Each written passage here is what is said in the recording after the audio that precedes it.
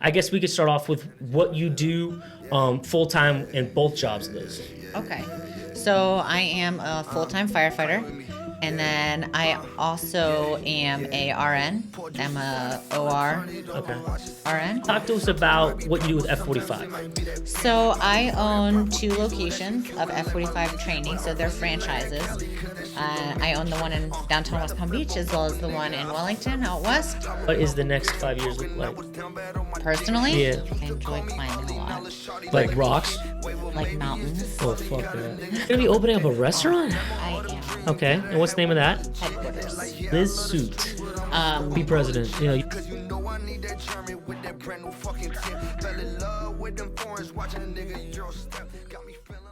Hey guys, welcome back to the Millennial Mentality Podcast. I'm your host, Nick Agnelli, here with my co-host, Peter Price. Yep. And our guest today, Liz Suit. Yeah. Liz, thank you so much for coming on today. Thanks. What's up? Yeah. Excited for this. Thank you guys for watching, listening, viewing, and subscribing. Continue to spread our word and our message, guys. It means the world to us. We're trying to grow and meet people and expand the name. So all your love means a lot to us, and continue that, please. Especially on the TikTok. The TikTok is blowing up right now. We just talked about it in our last episode. I've always kind of had TikTok. I don't know if you guys have it, but like, you see all these people like blow up overnight on it. So we've done 30 episodes now, and we're slowly growing, but it's been about 8 months, right? It's been about 8 months we've been doing this. Yeah. And one of our buddies at the Super Bowl party we had was like, dude, you got to have a TikTok. So we tried it 8 days ago, and we've had like over 100,000 views on that TikTok in 8 days. That's crazy. More in 8 days than we've had in 8 months. Yeah. I don't know what to attribute it to, but it's pretty That's sick. so strange. Okay, so I don't have TikTok, so It might be worth a try. It might be worth a try. It's just, so anyways, to TikTok, hell yeah. Yeah, thanks, guys. But Liz, to you. So there's a lot of different topics I want to talk today about. The first one, I guess we could start off with what you do full-time in both jobs, Liz. Okay. So I am a full-time firefighter, and then I also am a RN. I'm a OR Okay. RN So, at St. A Mary's. registered nurse in an operating room? Yes. Okay, I was trying to figure Exactly. that out. I was trying to figure out the OR. Good job. Thanks. Yeah. So surgical nurse as well as a firefighter. Those are my full-time careers. So 3 full-time, basically. I guess so. Yeah. Yeah, I guess so. Now, so with all that, it was crazy. Could you ever be in the medical field? I don't think so. I don't think I could do the blood Yeah, and the right. trauma. I'm not good and at that stuff. I But find- is there like, can you get acclimated to it, you think? Like, are there people that just can and can't do it, or is it one of those things you get used to? I think it's both. So there are definitely some people that are not cut out to be firefighters or nurses for that matter. Yeah, sure. But there are some people that I think when they first get into the career or into the industry, they have that shock value at the beginning, but then you get acclimated or used to it and the edge. Did you experience any of that? Not really. I was more having to get acclimated to station life, like having to stay there for 24 hours, not jumping out of my skin anytime the tones went off, always on edge. So that was more the part I had to get acclimated to rather than the actual trauma and the calls and things of that nature. Okay. Is that a really hard transition for like your body when you go from like everyday life, 9 to 5, whatever it is, to a 24-hour shift? I mean, what is that like on the body? I would say yes. I think I've been very, very fortunate to be at good stations to where we're not running all day and all night. So we do get to sleep more than other stations. Now, don't get me wrong. We do have our few shifts where you don't really see the bed or you see the bed for an hour or two. Yeah. But there are way worse stations that run all day and night. And therefore, in those cases, then yes, I would say it's much harder to acclimate or for your body to get used to that change in schedule when you're at those busier stations. So it's definitely an adjustment. So when you say like 24 hours on, Literally, it's literally 7 you're clocked in for 24 hours, and it might be necessary for you to be awake and working for all 24 of those hours. Correct. Wow. And they'll let you work a 48 in a row, or is that not allowed? Yes, So you can imagine work a you're- 48, but Holy no more shit. than that. Unless there's a natural disaster or something of that nature, then obviously those rules kind of get pushed to the wayside. And how many people are like in the station during that shift? Like when you're So- taking nap time, there's other people that obviously are continuing to work. You guys like rotate or something? No, it's just basically everybody that's there for 24 hours is there for 24 hours on.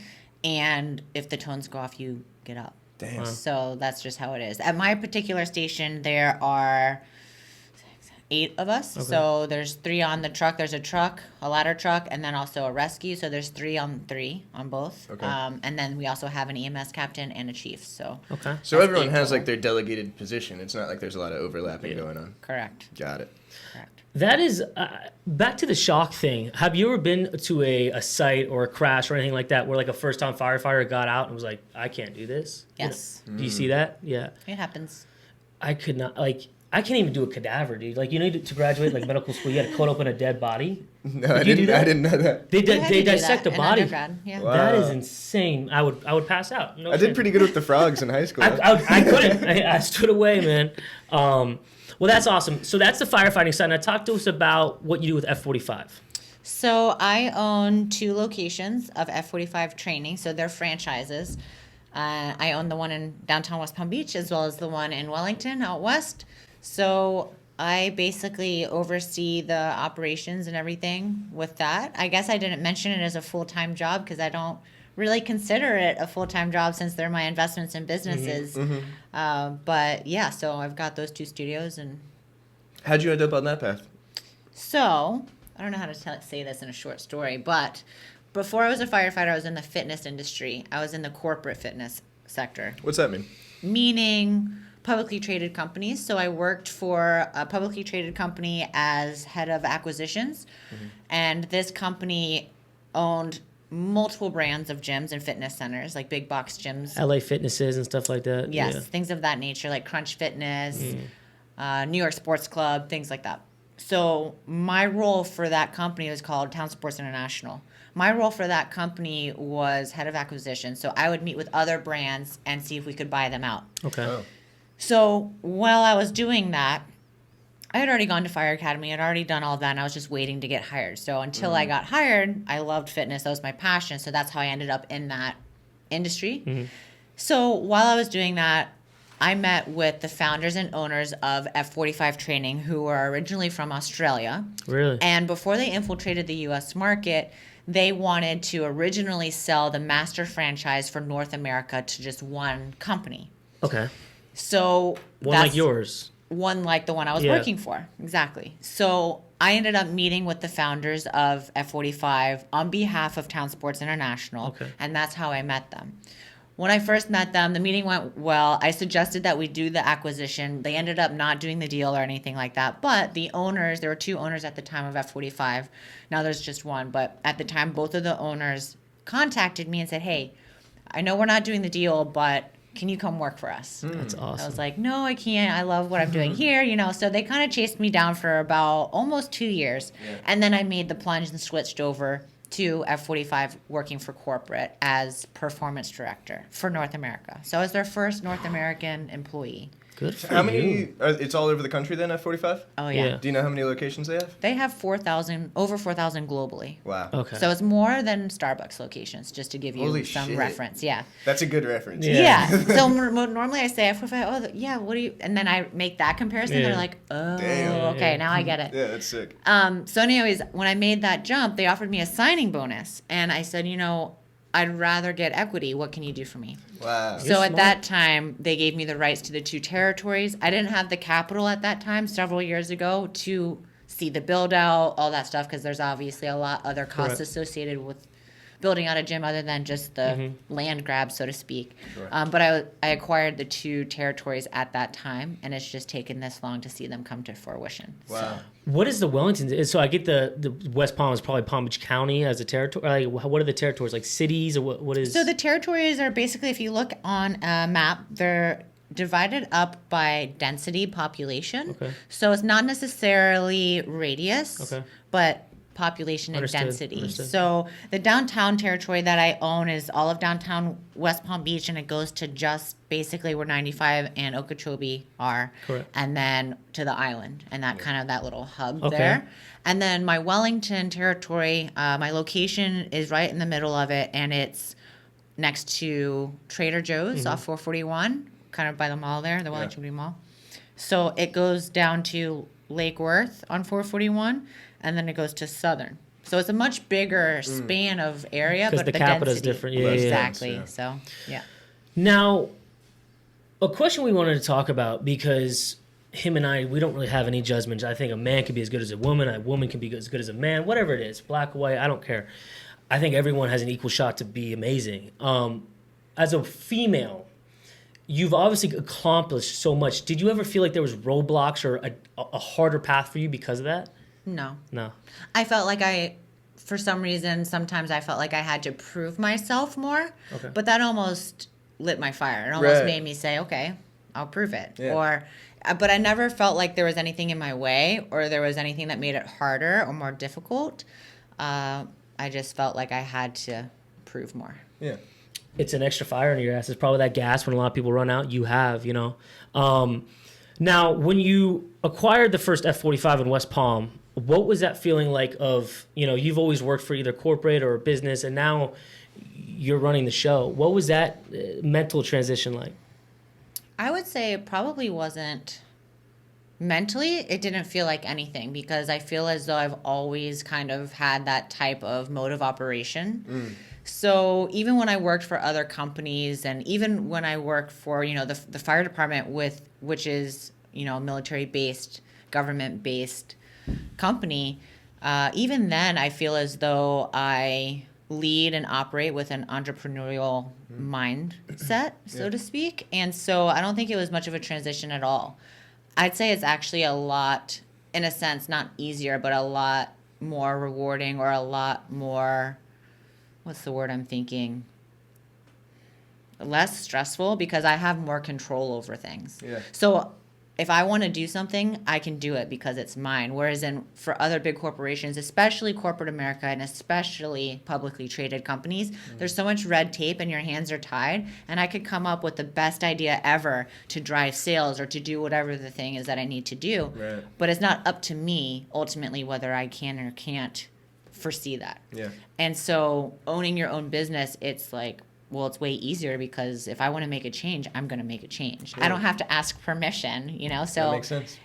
it's less stressful in that sense. So you said you took equity over a sign-in bonus, which I think to us makes a lot of sense. But to the people watching that don't understand that decision, what was your thought process there, and why was that more advantageous for you than just getting a check?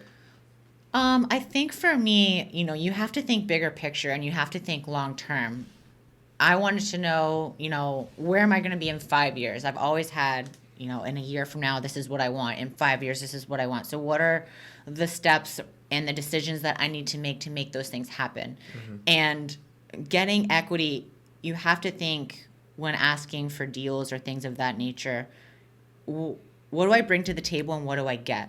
And how do we make this a win-win situation, right? So I capitalized on that situation because obviously I got equity of these two territories, which were on paper worth more than what the signing bonus was that they were offering me. But on their end, they didn't have to come out of their pocket any. They're just giving me the rights to a lab, so it didn't cost them anything. Yeah. So I went into that negotiation saying, okay, what do I bring and what do I get, and how do I make this a win-win for both people involved? Yeah. And so that's how I kind of approached that situation. Obviously, I got, like I said, way more value out of that even on paper. And then knew that in 5 years, which it took nearly 5 years to see those things come to fruition, my end goal was met. Yeah, cool. Well said.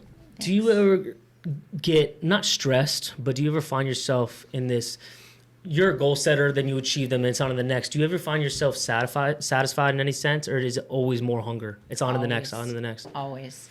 Do you still make time to celebrate the wins, though? And when you do come through on a goal, do you celebrate them? With like a toast, maybe? Yeah. I mean, sometimes. I used to think that it was bad, right? Like I would think, man, like how come I can't be satisfied? What's wrong with me? Why can't I be happy with what I have? Or why can't I be happy with, the simple little things? And it's not that I'm not happy with all of them, because I am ecstatic and so grateful for everything that's been accomplished and the things that have kind of fallen into place. It's just I enjoy the process. I enjoy the stress. I enjoy the grind. I enjoy doing it. So it's not necessarily that I'm not happy. It's just that I really like the process. So I've kind of had to, as my self-awareness and as I've grown into, the woman that I am, I've learned that about myself, that it's okay to celebrate the wins and that I'm happy and content, but I also enjoy like to keep moving. Yeah. Keep it moving. We've said this analogy on the podcast before, but I heard it once and it sticks. Me and him are kind of the same way. Like we get to a certain point and then it's just the next. And I'm like a work hard, play hard guy. Like I'll go hard for 6 months and then, take myself a vacation and get drunk and, have my time. When I get back, it's continuing the cycle. But I think the best analogy for it is like a sled dog. Like typically sled dogs are happiest when they're working, when they're running, when they're being pushed. Yes. And I feel like some people are just wired like that, where their happiness comes from, like you said, the pursuit and the process. That for them, it's rewarding to them waking up every day and chasing it, taking the bet on yourself, taking the risk, and knowing that, and like you're saying, in the end of the day, everything's on me. If I want to make a change, I do it. If I want to customize, I do it. So there's a sense of stress that comes along with that, yes. But there's also a sense of like relief in the fact that you're not going to doubt yourself, because if you know you're working so hard, what's the worst that's going to happen? You're going to fail, you're going to learn, you're going to keep pushing, which you will fail, you will fuck up, and then you'll keep pushing, moving forward. So I think it's okay for people to think that, like, listen, we talked about 75 hard earlier, and I would love your take on that. But an argument against 75 hard is like, it's bad for you to push your body for 75 straight days with working out, with the regiment and all that. You need a break. And for me, I did 75 hard last year, and it was like the best. There was a sense of clarity in that, because every day I woke up with a mission, and every day I pushed towards that. So to that 75 hard point, you're in the fitness industry. You see so much of these gimmicks on social media and the challenge and the next thing. What do you think of the 75 hard program? Well, I can only speak to what I know, which is very little, and I haven't done it myself. Okay. But what I can say is that everybody's different. Yep. So I can't get on here and say F45 is the best and it works for everybody, because it probably doesn't, and it's not the best. It's just different. So I think everybody's different. Everybody has to find what works for them, whether it's diet, nutrition, sleep schedule, workout regimen, type of workouts is totally different. Yeah. What I have found that it is healthy to move or do something every day. It doesn't have to be the same thing every day. But like, for example, I'll do an isolated weightlifting session one day. The next day I'll do yoga. The next day I'll do HIIT training. The next day I'll do a swim or a run. So to always do something active, I think, is crucial to longevity, and both mentally and physically, correct, by the way. For sure. But to have to do the same thing every day, I don't think that that's necessary. Yeah. I also think you need to learn to be in tune with your body, to listen to your body. So I know if I'm working really hard and I'm hitting the gym every single day, my body's going to tell me, like, okay, you need a break. Like, take it easy, do like a recovery day, walk today instead of run, or whatever it is. But to listen to your body when it talks to you, and to be mindful of that. Mm-hmm. So I like that. Like you're saying, too, everyone is different. And like I said, for the way our minds are worked, that's why I think it was good for me. The 75 hard program also, it was hard because you get done with these 75 days of like go, go, go. And then to reintroduce yourself back into life without this oriented schedule, it's hard, because in reality, you're not going to work 2 times a day for 365 days a year. It's just not going to happen. But nor is it probably healthy either. Exactly. Yeah. But it was hard because a lot of people get done with this program, and then they try to implement that back into their normal life, and then they crash and they quit, It's like all or nothing. All or nothing. And that's why the all or nothing mentality, it's hard for me, because I am that type of person. Like, I'm going to do a podcast. I'm going to put all into it. Same. If I'm like, I'm going to be vegan next week, which I did a month ago, and it worked out for like 3 days. Yeah, I didn't even know about that. I did that for 2 years. I feel your pain. Well, my thing was like, it's like some restaurants, bro, you'll literally be like, yo, can I just get lettuce? like just literally a bowl. I can't have like Caesar dressing. Yeah, just, you're done.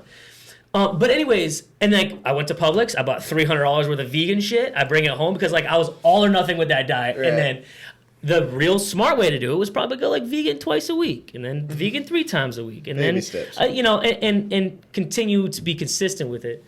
I'm the same way, all or nothing. That's it. I understand. And it's hard because I think the way we're wired is kind of that same thing, and sometimes those all or nothings hit really well, and sometimes they don't hit really well. Yeah. But some people are the slow roll process. Some people are the, hey, you get 3,000 calories a day, put them in your macros. I don't care what you eat, just eat that. And then the next week they go slowly more and slowly more and slowly more. So whatever style works for you. Some people don't count calories but are ripped. Everyone's genetics are different. So I think it's all about yourself and knowing yourself, and like you said, whatever gym works best for you is the best gym for you. There's no one size fits all. And routine, Yeah. I think is Right. crucial. So whatever your routine is, doesn't necessarily have to be the same thing every day, but at least have a schedule. That is to that point, that's what I sort of like about 75 Hard, is that the length of time you're like committing to. Yeah. I don't think that program that is outlined will necessarily work for every person, but being able to pick a program that does work for you or caters to what you're trying to change and then deciding to stick to that for 75 days could be applicable to a lot more people probably. I like the idea of forming routines, you know. I think that's the best way to like reset almost. I'm going to give you a little bit of an alley-oop because you posted something on Instagram today that I thought was really well said. If there's someone out there that feels like they need a mental reset, what would your advice to that person be? A mental reset. Yeah. So I would say a mental reset for me is just to get away from all electronics, get away from all of that.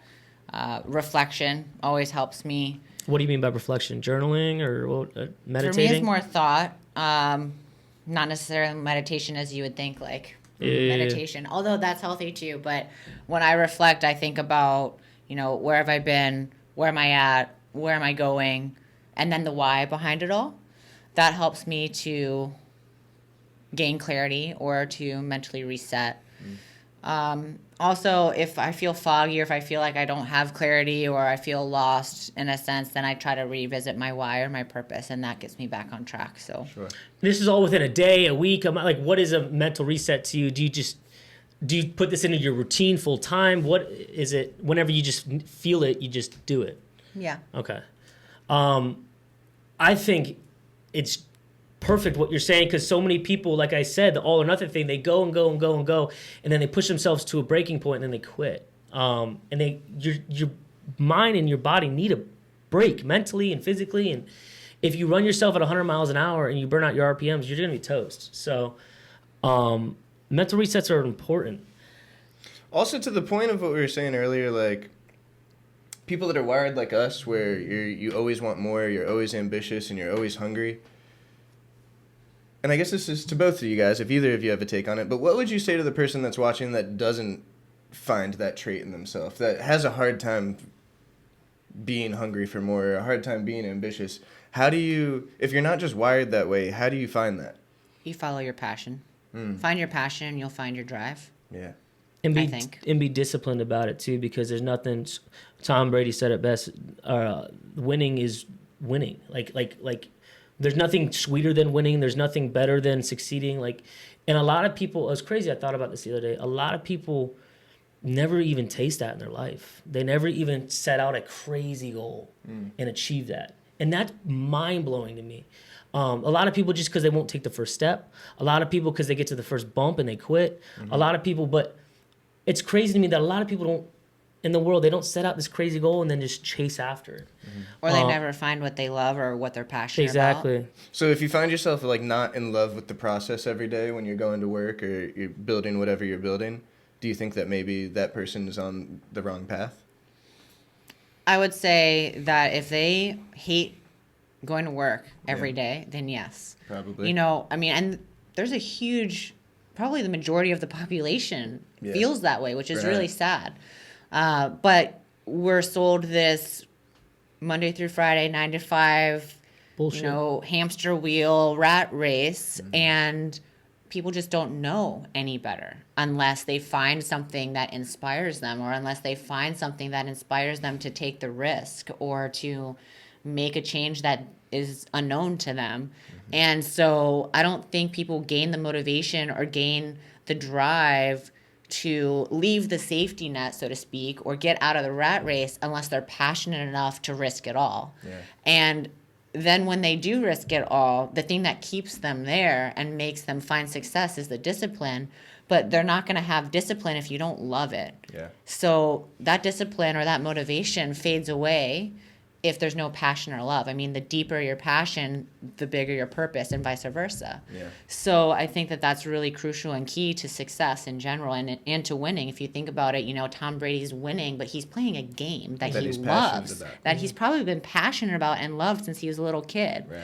And if you look at all of the people that are uber successful, when they talk about what they do, you can see it in their eyes, you can see it in their drive. It's not work to them. And I know that that's so cliche, like love what you do and you never work a day in your life. Well, Sure. it's true. Yeah, if every person that is living that example is saying the same thing, it's probably for a right, reason. like they're not all lying to us. Yeah, right. And I think if you haven't found that passion, then seek it out, go integrate with other people, different walks of life, different industries, find what you're passionate about.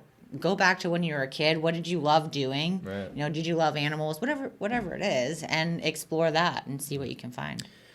I think I'll say this too. There's also a misconception of like, once you find what you love to do, then everything's gonna be fucking rainbows and chocolate, And it's like, I think that's a huge misconception, because there's still days, I love what I do. There's still days I wake up and I'm like, dude, fuck this. I want to be in bed, or I don't want to, So realize that, listen, when you say the why is behind everything. So if you love what you do, why, in the reason for what you're doing, that will drive everything. But realize that it's still going to be a bitch. There's still going to be days that you wake up and you feel sorry for yourself. And you're like, why did I pick this path? I just want my 2 weeks of PTO and let me get out of here, But when you start to see that succeed and you start to see your signature on the brand and on the name, it's so empowering. It's all worth it. I don't think some people could live with the stress of owning a business. It's hard. There's really, it's cliche, but there's no time off. Your mind's always working on the next step, the next idea, the next thing. How can I push it? But it's rewarding because it's your baby. It's like your relationship. In a great marriage or relationship, whatever it is, there's going to be amazing good times, but there's always going to be fightbacks and pushbacks and things that aren't working. You work them out. So know that it's going to be worth it, but it's a bitch. It's a lot. And don't let this false premise not stop you from keep going. With someone, okay, so a little background behind me. I don't know if you know this. I was obese my whole life. And weight is something I still deal with today. I'm a 5'7" Italian meatball. God bless me with no metabolism. And it's something that I fucking ride with. It's the hand I was dealt. But my entire life I was the funny fat kid, and that's what my identity was. And then senior year of high school, I ended up losing 80 pounds. So I went from amazing. 250, thank you. I went from 250 to 170. Which, full circle, this is the reason why I said a lot of people don't set out a crazy goal and achieve it.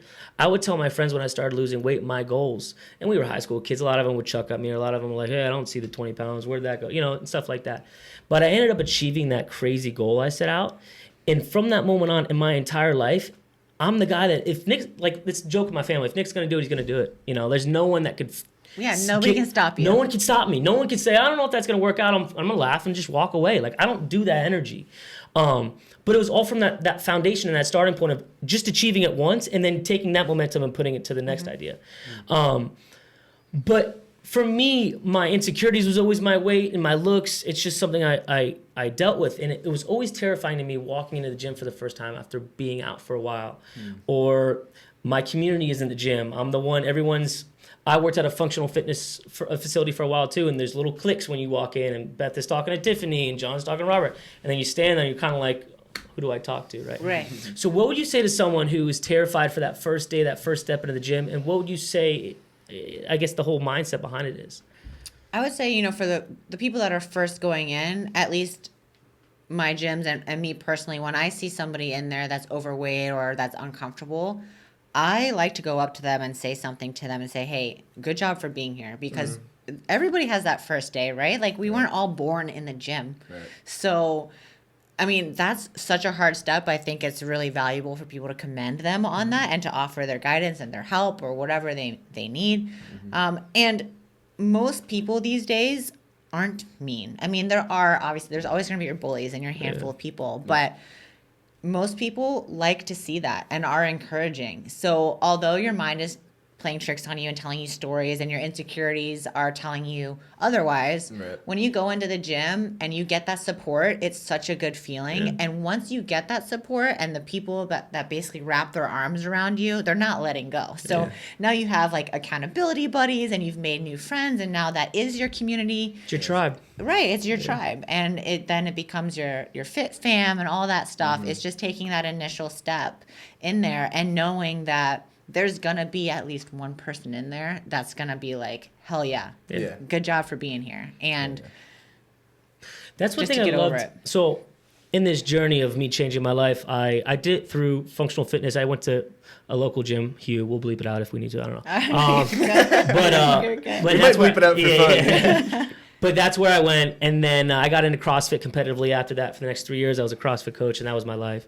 But there was nothing cooler, and I think group fitness and functional fitness, whether it's cycle bar or F45 or a CrossFit gym, it's so great because if you go into a conventional gym, right? You go to a Gold's Gym and you walk in, you're by yourself, you don't know what you're doing. Everyone you feel like is judging you, even though they're not. They're just doing their own thing. But you feel like everyone's watching you. Mm-hmm. Yep. You're standing and looking at a mirror. You feel like an idiot because you're like looking at yourself. It's hard. It's intimidating. And I say this so well because I've fucking been there, you know? Oh, yeah, me too. But a group in functional fitness is so good, and this is plugging F45 as well, because you come in and you feel welcomed. You know what you're doing. You're looking at the board and you're seeing the workout. It's being displayed for you. And like you said, if you go to a good gym with a good community, they will make you feel loved. They know you feel awkward on your first day and insecure and all Right, this. because they did too. They did too, and they know the process. Yeah. But then you get done, people give you a clap on the hand, and there's just nothing better, man. And you hang out outside of the gym now. Exactly. Like we do socials and all kinds of stuff. So while we're on that note, tell us like what is like the F45 model and what makes it different from a CrossFit gym or an LA Fitness? So the F45 model is, like you were saying, it's group fitness. So it's all class-based. We don't have open gyms or anything like that. It's HIIT training, functional movement, so high interval intensity training, all functional movements. What makes it different from CrossFits or Hughes or things of that nature is that there's no Olympic lifting. So I love CrossFit, don't get me wrong. I'll still try to go to CrossFit classes here and there, but that's not for everybody. Not everybody has the time to commit to learning the true movements of Olympic lifting, and therefore injuries happen because they just don't have time to commit to Olympic lifting or to gymnastics or to whatever the case may be. So F45 is really more time sensitive, so we understand you need to be in and out without getting hurt. Are they 45-minute classes? They are. What's the F stand for? Functional. Fire. Okay, keep going. Yeah.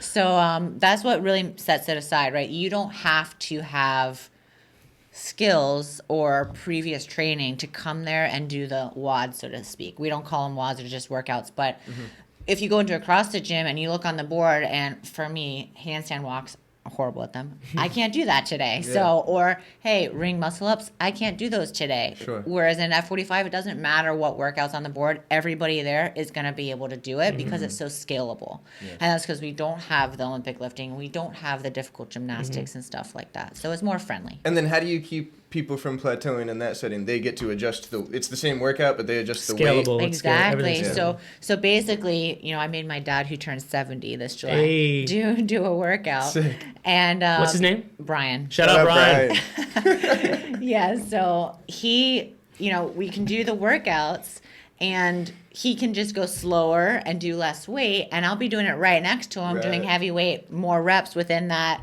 interval, and getting a great workout, both of us with the same programming. Yeah, I so love it's that. scalable in that sense. Everything is scalable. That's cool. Yeah.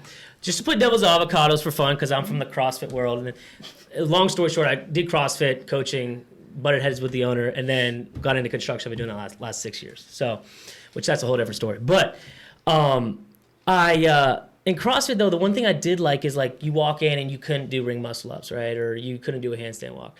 But every day, if the coach was good, he'd give you a good scalable option, and you'd work towards those benchmarks. Right. Do you feel like, and what would your answer be to someone saying, okay, F45 is a great workout, but there's only so many things I could do, so sometimes it feels like we're doing the same thing? Right. So with that said, the workouts are different every day. Okay. So there's never the same workout twice.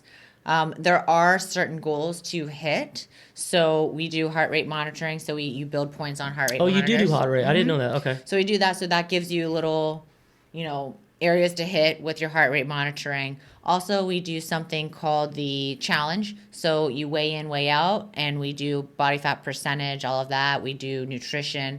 So then that challenge can say, okay, where were you when you started? Where were you when you ended this challenge? Your whole BMI, all of that is taken into account. In addition to the challenges, we do something called playoffs, which is like a workout that everybody does, and then you see how many reps, all your time and all that, kind of like the CrossFit games where we count and all of that. Oh, cool. And then the next time we offer the playoffs, we do the same workout. It's the only time we do the same workout. Right. And see, okay, where am I now? Yeah. That's cool. So I we love that. do things like that with benchmarks so that you can see your progress, whether it's the challenge or playoffs or heart rate monitoring. So there are things to Very cool. act towards or to set goals towards. Right. It makes it's almost, you have to be goal oriented, you know? It forces you to follow through on your goals. Right. And then it gives people those measurable Right. successes, just like with CrossFit. And I think that is the one caveat to CrossFit now that I get older, 26 and a half. But when I did it, I was 19, 20, 21. I was a young kid, and you had a bum knee for a week. You're like, just hobbling to the fine. gym, but whatever. Right. Now I'm a grown-ass adult, and I have a career and shit. I can't, tear my ACL or, pull my shoulder and be all right. And I find that a lot of these professional CrossFit athletes and these games athletes and people that have done the sport for a while have multiple bad injuries. Yes. And it just... because there's so much pushing, pulling, Well, yeah, and your gymnastics body's going not on. meant to do that every day. And it's not sustainable, So I think F45 is perfect for the person living their everyday life, because you want to go get a good workout, bust your ass, sweat, heart rate up, but you also want to be able to leave like not limping or like be able to sit down on your toilet, Yeah. So like it's about finding that right area. Now, what is involved to get specific with F45? It's kettlebells, dumbbells, battle ropes, box jumps. It's like I've seen videos of it. Bands.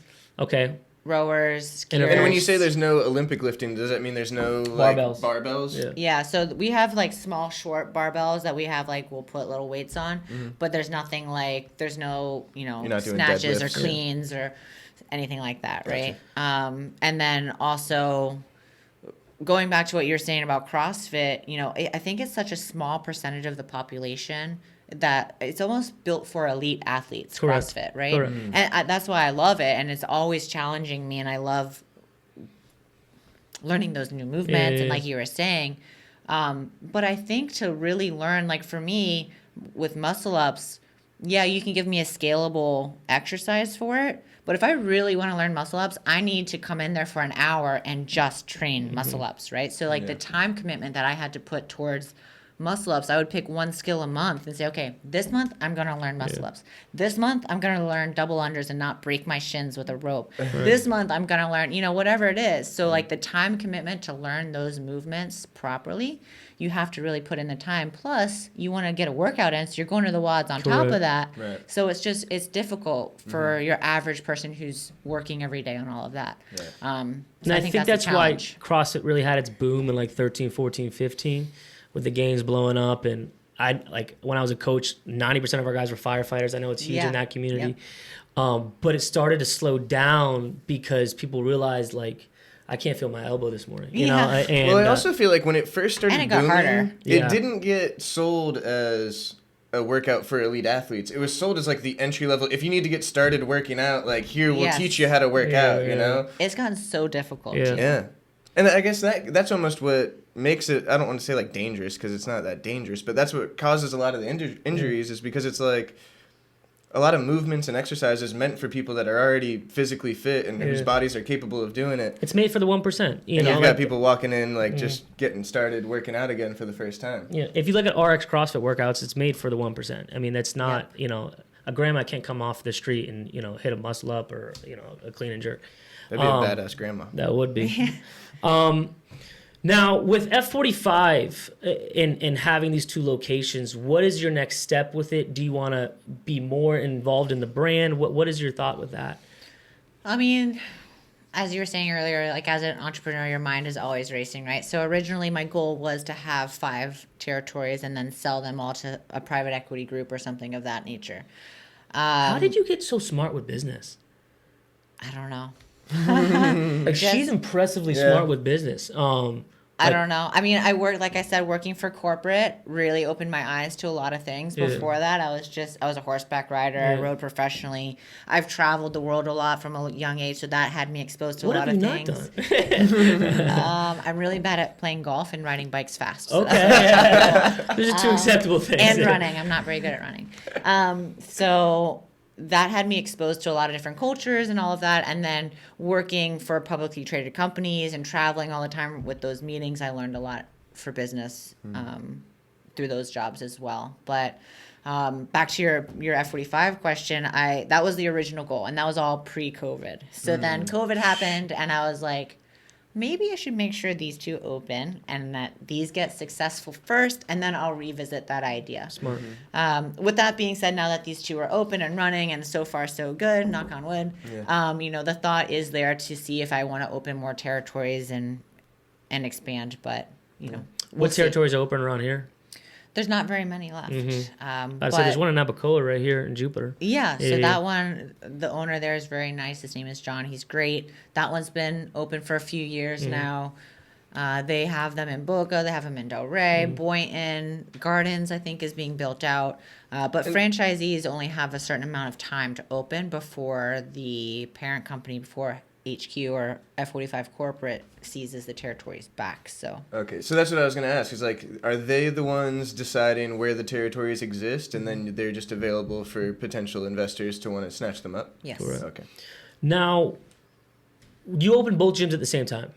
Close. One was in June of last year, and one was in January of this year.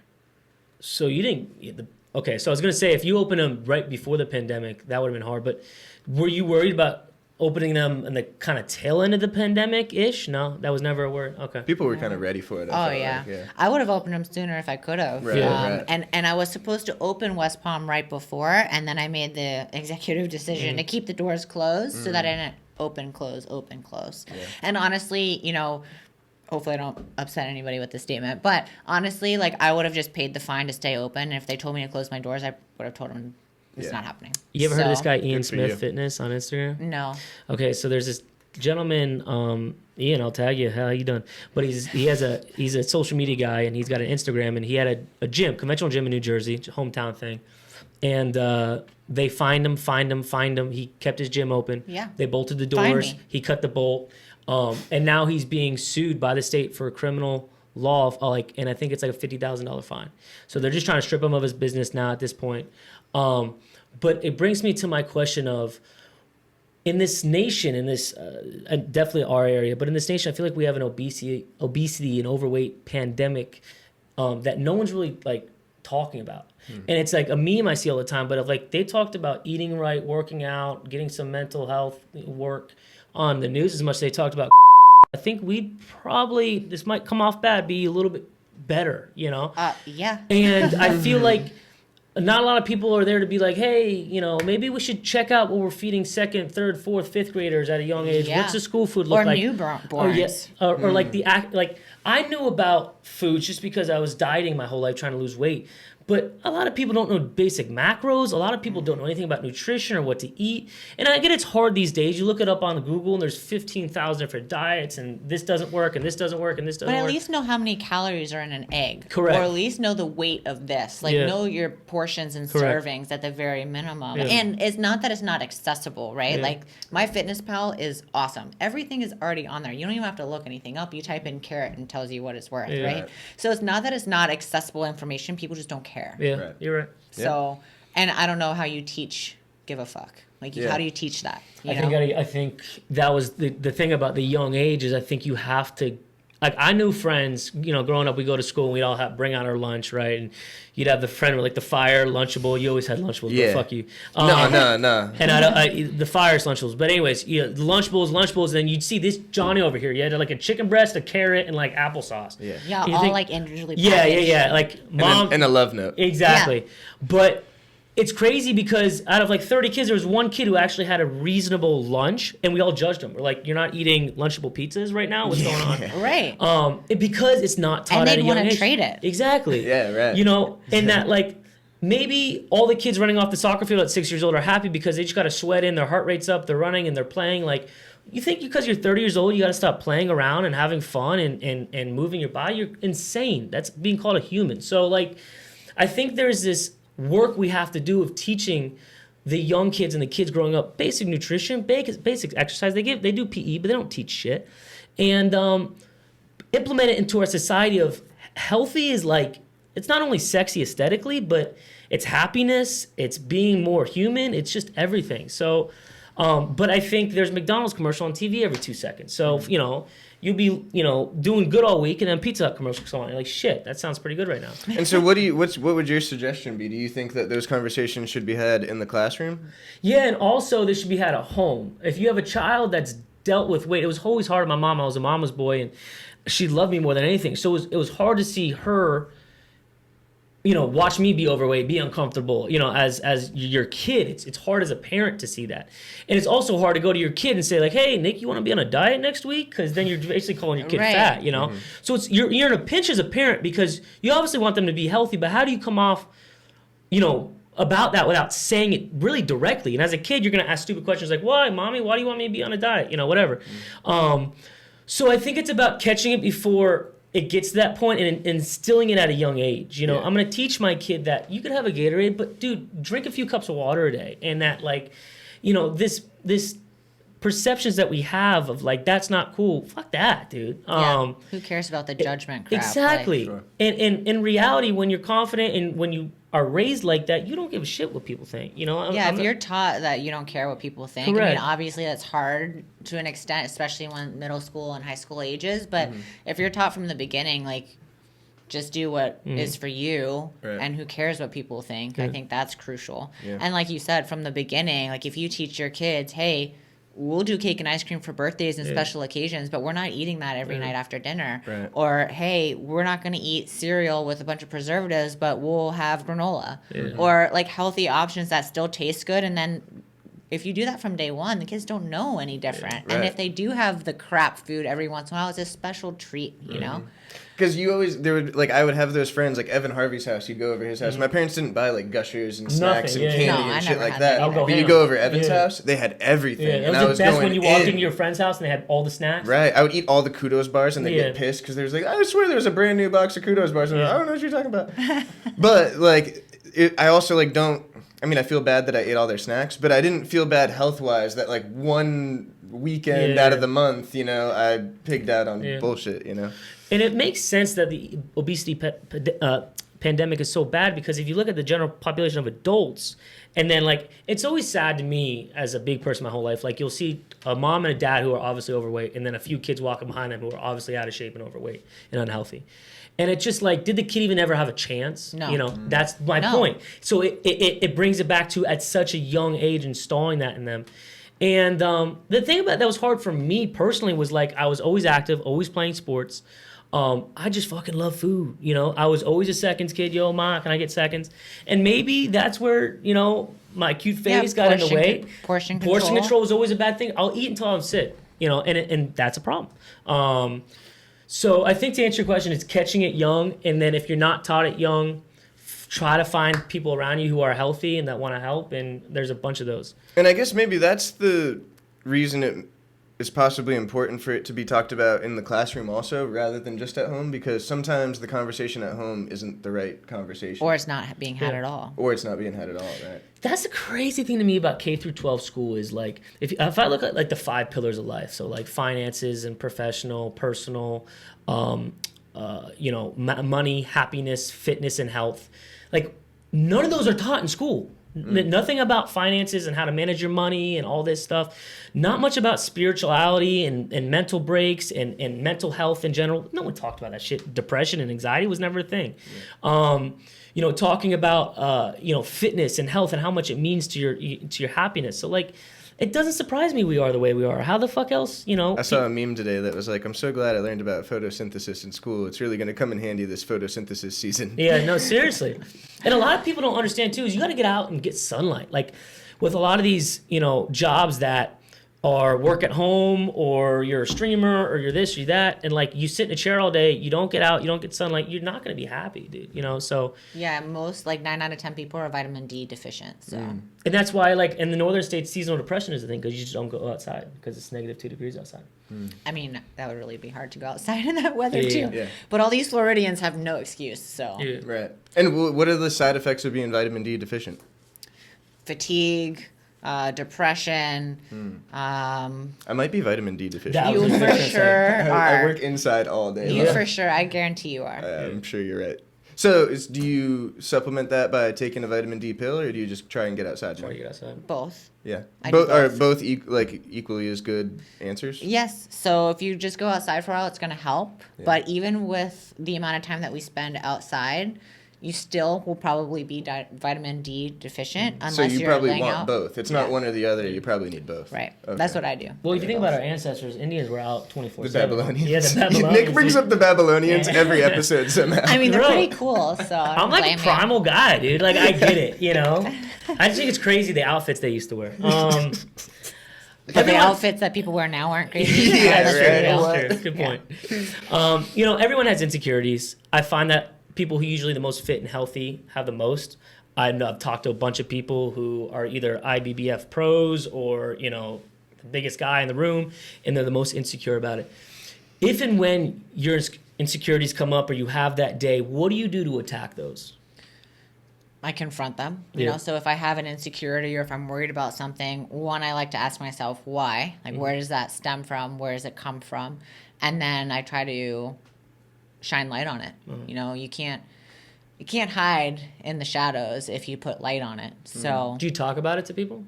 yeah, Yeah. I'll be open about it. I mean, luckily I don't have any now, you know. When I was younger, I cared so much what people thought. When I was younger, I was a fat kid when I was in my freshman year of college, and so I definitely had those then. And I'll talk about it openly, and I think if you talk about it or if you don't keep things in and you're just open about things, they disappear. They don't become as big of a deal. Right. I like that you used the word big there. I feel like a lot of people think that their problems are their insecurities are a lot bigger of a deal than they actually Exactly. are. And then when you start talking to people about it, you realize we all sort of feel the same way. Correct. And no It's one like, actually oh, cares. so I'm not weird. And some Right. people do stuff about it, and some people don't do stuff about it. That's really it. And back to like the point we were talking about earlier of like making that first step into the gym when Yeah. you've been off for a while. It's like something that I talk to my girlfriend JoJo about all the time. Like, people aren't really paying attention to you at the gym. They're all doing their own thing. No one's watching you and your form and if you're doing something wrong. Or no one notices how long it's been since you've been here. Yeah. Right. Just go do your thing, you know? And everyone's kind of on the same boat. And if they are judging you, fuck them. You know? Exactly. Who cares? What would you say to this wave of? I just hate the world we live in, but like the body positive, like it's rude for someone to tell someone like, hey man, come to the gym with me because they're body positive, and if you're big and you love yourself, then that's the answer. Like, I find it hard because I've been on both sides of the coin, and like, I'll say this as someone who's big. I was never like that, so good for you if you're big, and like you dealt with the same issues I did, but you just don't give a fuck. I guess kudos to you, but I've been on both sides of the coin, and let me tell you, dude, there's nothing better than like looking in the mirror and be like, sick, I did that, you know, or like seeing your body change is dope, Or just feeling better. feeling better, exactly. So I would love to hear your take on that. Like, what would you say to someone who's like, my son doesn't need to go to the gym. He's 200 pounds and 8 years old and body positive. Well, that's cool. What do his insides look like? Yeah. You know, do Right. you want your son to be body positive with high blood pressure and cholesterol issues? I mean, You want that's your good son to That's live good longer than parenting. you do? Yeah. You know, like I get it, like love like the body you're in and the skin you're in, but to what extent? Like who cares? Let's take the aesthetics out of it, right? Like if they're happy and they're not insecure and they're good with that weight, that's awesome. Kudos to them. But let's pull your blood work and see what that says. And then are you a good parent by allowing them to be 17 years old with hypertension and cholesterol issues? Yep. So I would Facts. take the looks Go away off, from it. Liz. Yeah. That was good. And it's hard for me too, because like you said, you've dealt with weight in your past.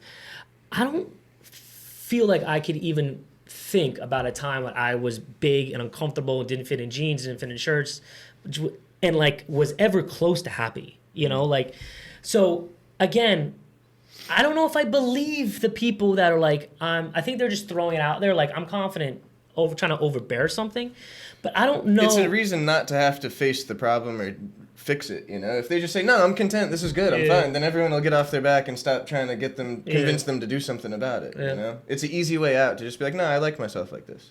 But you got to be able to get honest with yourself and how do you actually feel? Yeah. And That's up to more them, than likely, ultimately. it's probably not the answer. That's but true. If it is, like we said, good for them. Good It's for just- them, yeah. I just could never fathom it, but Yeah. like you said. So Liz, you're gonna be opening up a restaurant? I am. Okay, and what's the name of that? Headquarters. And what is the soul behind headquarters? So being in the fire service, I saw there was a gap and a need that needed to be filled. And that was after shift, everybody likes to get together, kind of decompress, whether we saw some horrible calls or whatever the case is, just kind of get together, decompress, talk. And that's our form of mental health, and it has been since the 30s and 40s. And people would go get a brew or get breakfast, and it used to be called the Breakfast Club. So I really wanted to get something together like that again. And if you go to New York or Chicago or even Kentucky, like those northeastern states. The cops have a bar they go to, the like they all firefighter. have that, right? And so we don't have that here. So I wanted to kind of get together a club, and that then evolved into, well, I guess I'm opening a restaurant. So it's going to be for military and first responders. It will be open to the public as well, but it'll have that intention behind it.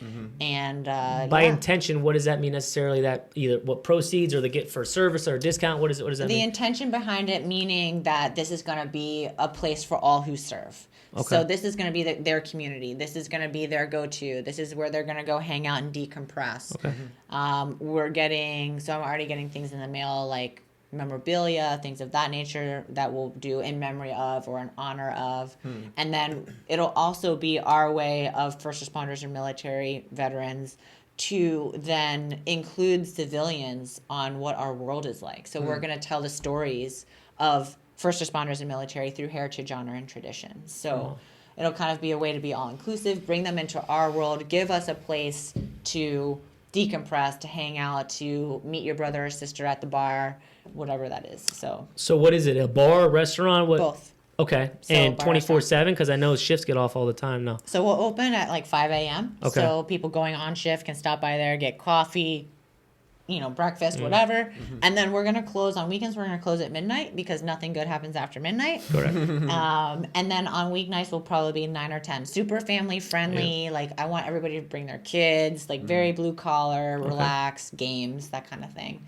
What's the concept for the food and stuff like that? So in honor of the Breakfast Club from back in the 30s, we're actually going to serve breakfast all day. Cool. Love it. Yeah. I mean, who doesn't like breakfast? Breakfast and brews? is the best. Yeah. By far the best. We'll also have lunch and dinner and things like that. We'll probably do like chilies, which are really popular in the firehouses and stuff, and really good food, but simple, easy. You can come in there after work and not have to change your shower. Who cares?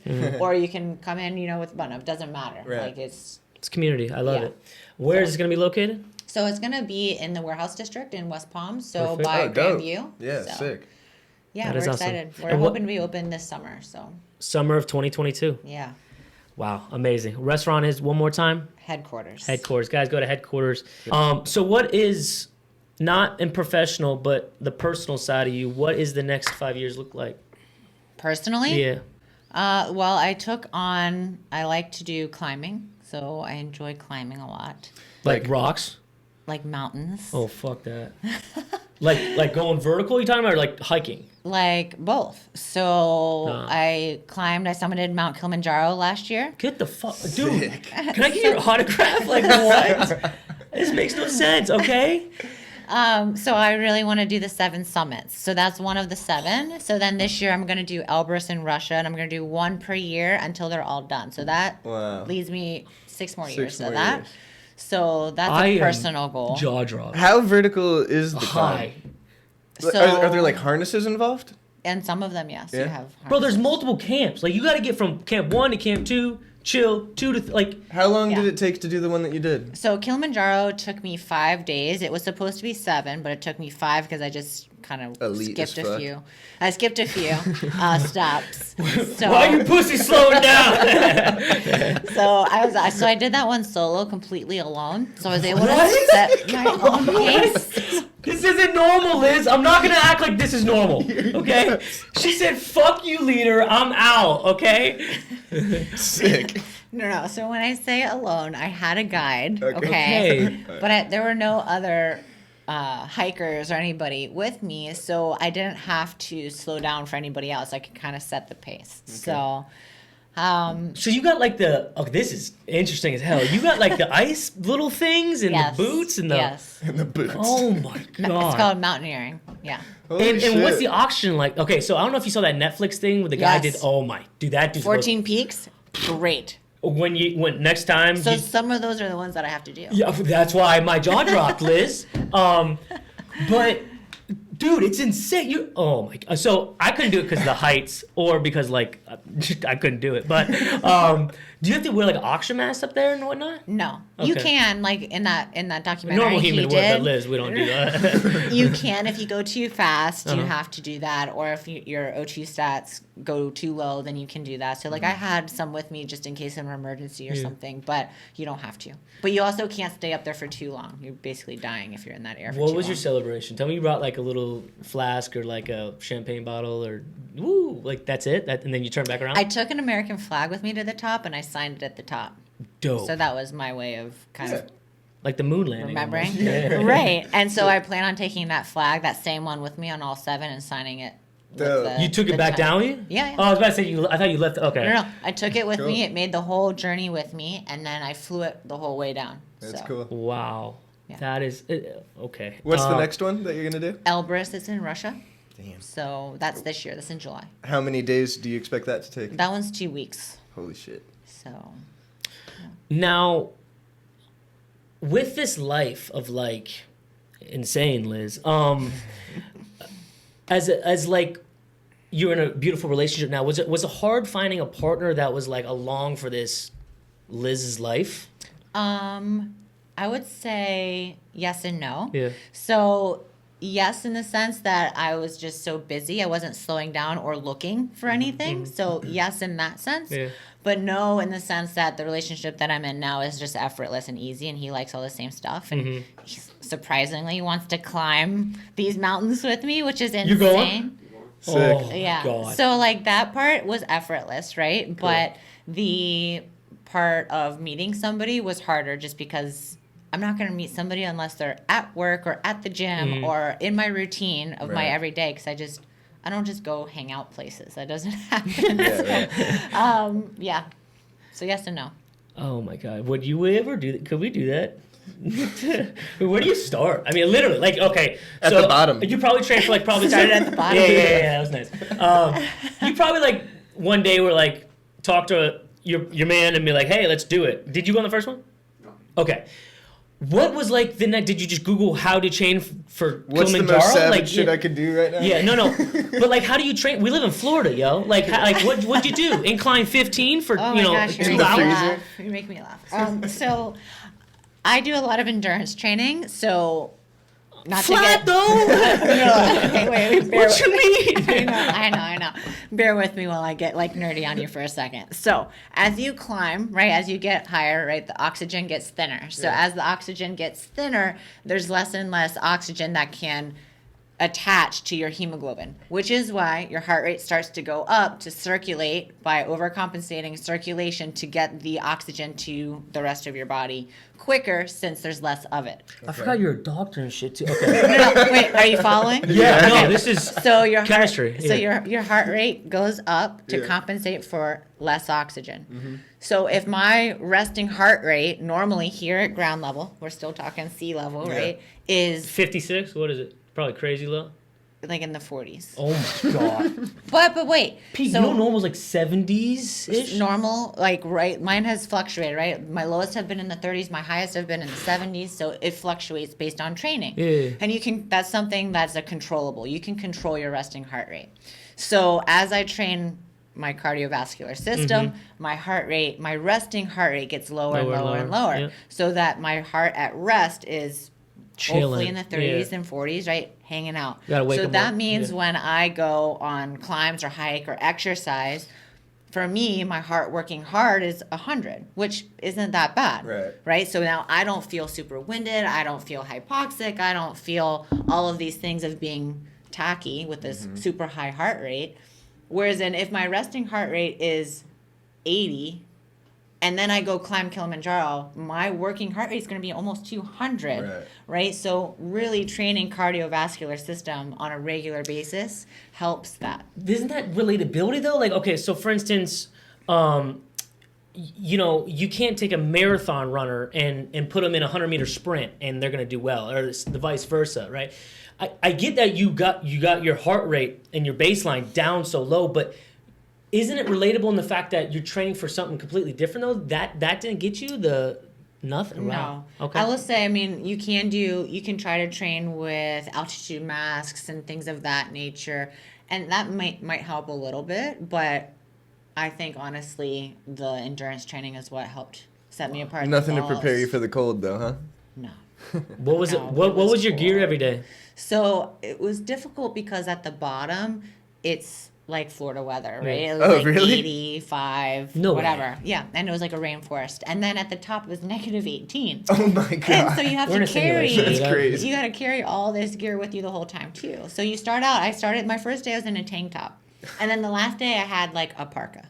Oh Like my legit parka. It's God. called parka. By the way, they're real. So as a Floridian, I didn't own a parka. So yeah. So then I ended with all of that. So you got to Holy take shit. yourself with the tank top though, but the parka's in the back. You're carrying everything Yeah. the whole time. Yeah. Yep. That's also you got a ruck on your ass too.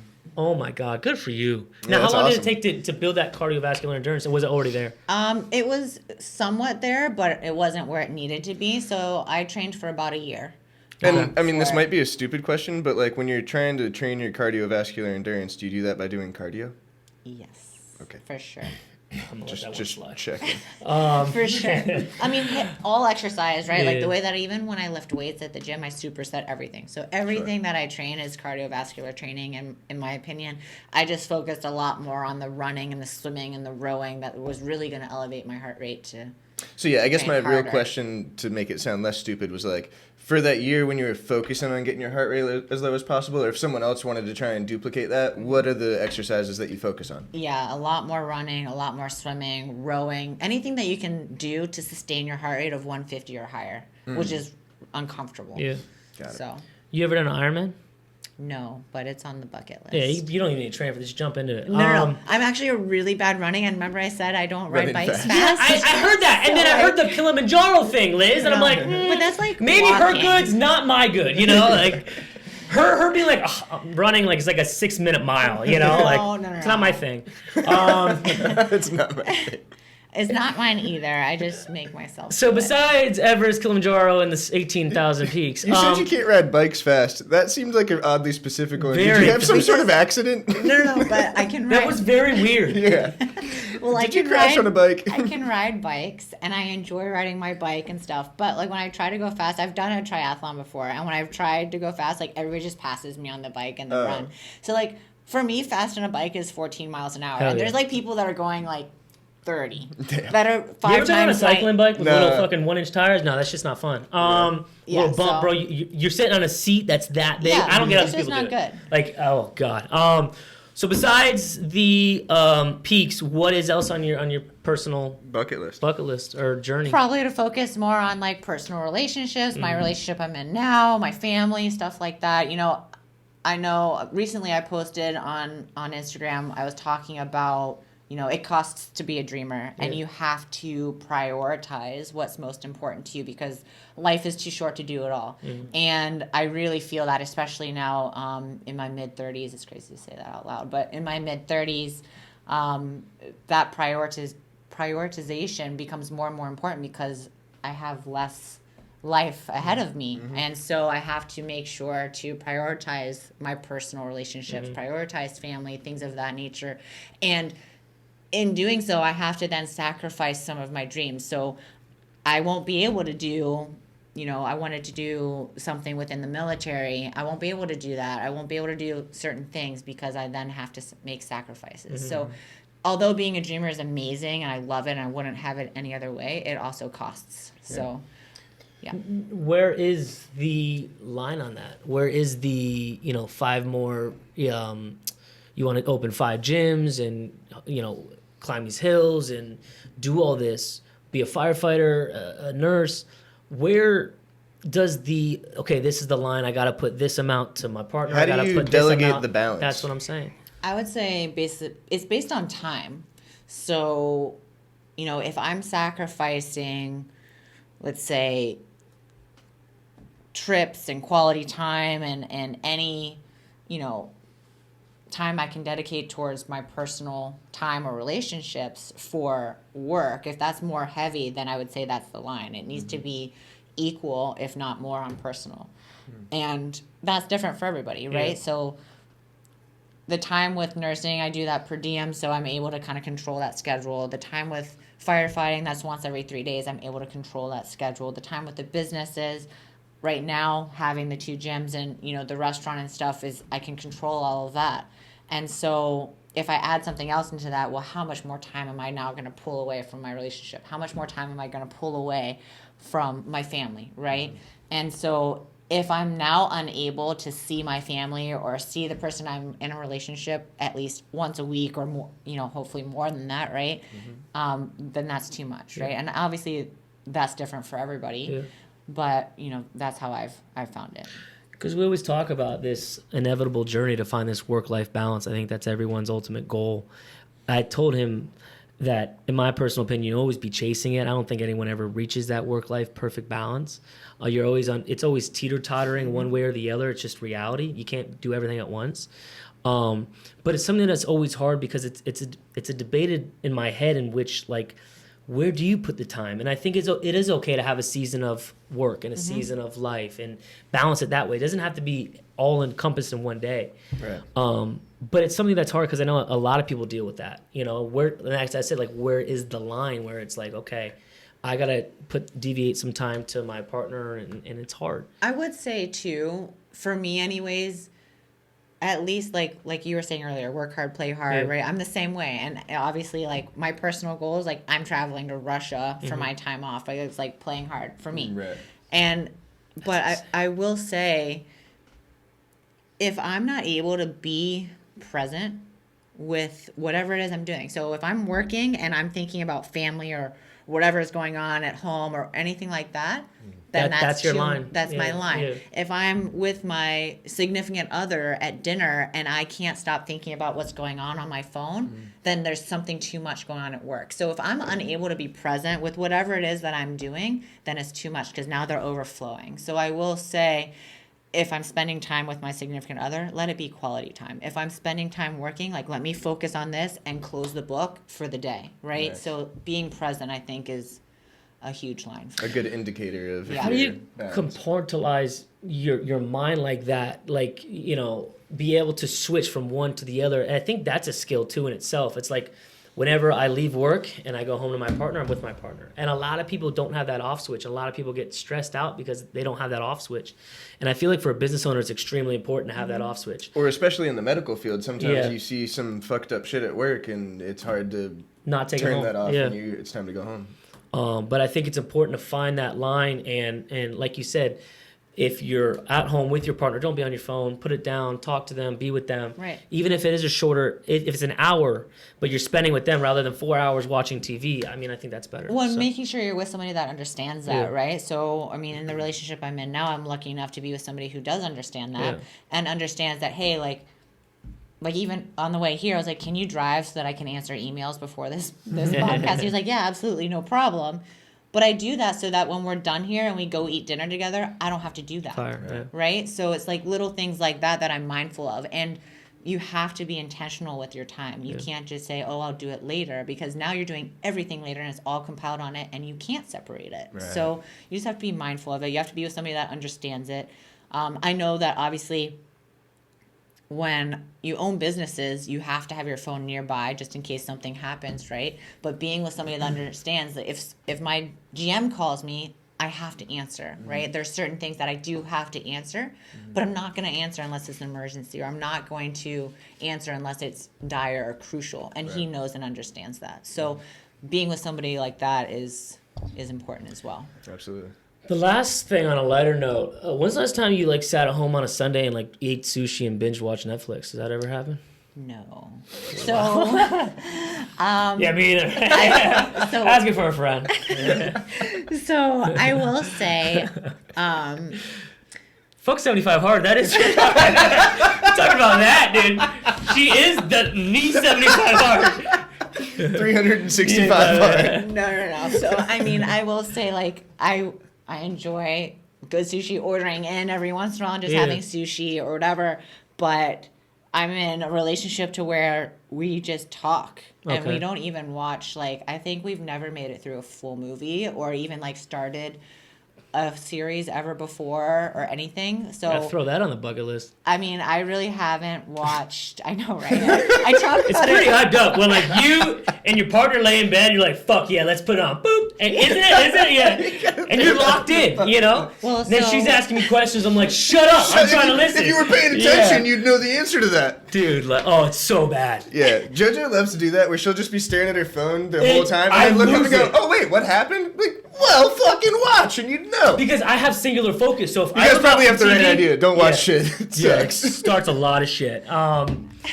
But Yeah, we've watched TV maybe 3 times Wow. ever What? together, and I haven't turned my TV on in my living room in over, I don't know what, like 2 weeks now. I don't know. I don't have TV in my room, so. Yeah, I don't have cable. Do you have cable? no, I don't believe in that. So yeah, it's not really a thing. Liz, the crazy thing about your life is like, and kudos to you because you're so humble about it, but like you are doing everything that makes sense on math to be happy. You know what I'm saying? Like, Yep. oh, you don't watch the news for 2 hours a day? You're probably in a better mood, you know? Or I like, hate the news. or you sat in bed from 6 p.m. to 10 p.m. then you went to bed. Oh, you're probably going to be depressed, you know? So like, your life literally outlines of like things to do to be happy, you know? And yeah, that's happy for you, but I think it's pretty fucking general for everyone is like, do this, To you know? the same point that I think you're making is, it sounds like when you want to do something, you do You it. do it, yeah. Yeah, Right. yeah. Take action. Like, And it life sounds is too real short. obvious, like Yeah. everyone should just do that, but it's like a problem that I think a lot of us have is we know what we want to do, and we might even know how to do it, but we just have a really hard time like taking that first step or taking the initiative to, like you said, sometimes get out of bed and just fucking do it. Even if it's as simple as just going to the gym every day. Well, Yeah. I think like it's just, I don't know. Life is so finite, and I'm so hypersensitive. I talk about this to Ralph all the time, but life is so short, and I'm so hypersensitive to wasting time that if I want to do something, I'm going to do it yesterday because I don't have time to waste. And none of us do. It's just some people are more in tune with that or more sensitive to it than others. Yeah. And I mean, that's so cliche. Everybody says life is so short, you know, carpe diem, all that bullshit cliche stuff. But as you get older and you realize that you have less and less time to accomplish the things that you want, for me, I just start taking more and more and more and more action the older that I get. So I think if people could just really sit with the fact that, like, I won't be able to do this in this many years, or I won't have the body to be able to climb these mountains at a certain point, or experience the things I want to experience, or learn the movements I want to learn, or whatever, fill in the blank, you know, whatever sure. it is. Be president. Yeah, you'll get there. No, I hate politics. No. I'm not a serious Did you say president. be president? No. Dude, she fucking. We're gonna skip over Kilimanjaro like it's nothing. Like we're just gonna ride past that. She was so casual about it too. Oh my god. I'm gonna tell everyone I know about that. I feel like I'm gonna get a shirt that says I know someone that walked Kilimanjaro. It might just be the title of the YouTube video. Yeah. Liz Suit climbs Yeah. Kilimanjaro. Anyway, I'm so hypersensitive to wasting time. Like, that's my biggest fear. Yeah. So that's why I take action so quickly. Yeah. What's your go-to cheat meal? Pizza. Really? What type? What kind? It's gotta toppings? be like New York style. Okay, Like thin stone crust, fire. okay. Like, yeah. Shout out a Sure. place. What's your favorite pizza place right now? I'd say hot pie. Oh. Never heard it. What? That was Dave just on Dave Portnoy just Portnoy, did it. yeah, Yeah, right. but- Did you see that? It was just on Barstool. Dave Portnoy reviewed it. No. Yeah, Yeah. one bite. It's Everyone knows the so rules. He did it. good. Yeah. It's so good. What do you rate it? I don't know. I didn't watch it. I just saw that it happened. You saw he went to 1, 2, 3? Yeah, I did. Shout out 1, 2, 3. Shout out 1, 2, 3. Well, that's awesome. I'm blown away. I want to throw one thing. This yeah. is like a way backtrack to the beginning of the episode. But you said, I think you initially were working with the gyms while you were waiting to get hired with a fire station. And that's something that I think I've heard like a lot of people say that go through the fire academy. The biggest, it's like a really competitive field. A lot of people want to become firefighters, and I think I even like worked with a lot of people in the restaurant business who were in the same boat. This was just their job until they got hired somewhere. Yeah. And I think that can also be like a little discouraging to young people that are thinking of maybe going that route and wanting to become a firefighter, hearing that it's so competitive. Is that necessarily true? Is it super hard to get hired somewhere once you get out of school? And You gotta like, what's your travel. advice to someone that's thinking about going this route? Yes and no. So right now, everywhere is hiring. So now's the time if you're going to do it. Nice. County's hiring? Palm Beach County's even hiring too? Really? Good. Yep. So everywhere is hiring right now. So it's a really good time to be, ready to apply right now or in school. But with that being said, it's not easy to get hired per se. There's a lot of hoops to jump through. There's a lot of little things that you have to, follow suit on and make sure you do correctly, have certain certifications done, fill out the application the right way, things that sound simple, but there's just a lot of details. So Right. attention to detail is huge in the fire service. So yes, you got to jump through the hoops, but a lot of places are hiring. If you aren't picked up right away, it doesn't mean give up. I think I talked about this in one of the last podcasts I was in, is that, that's the difference of a lot of people that see success. Maybe one more day they would have met that, Right. time frame and they would have gotten the phone call.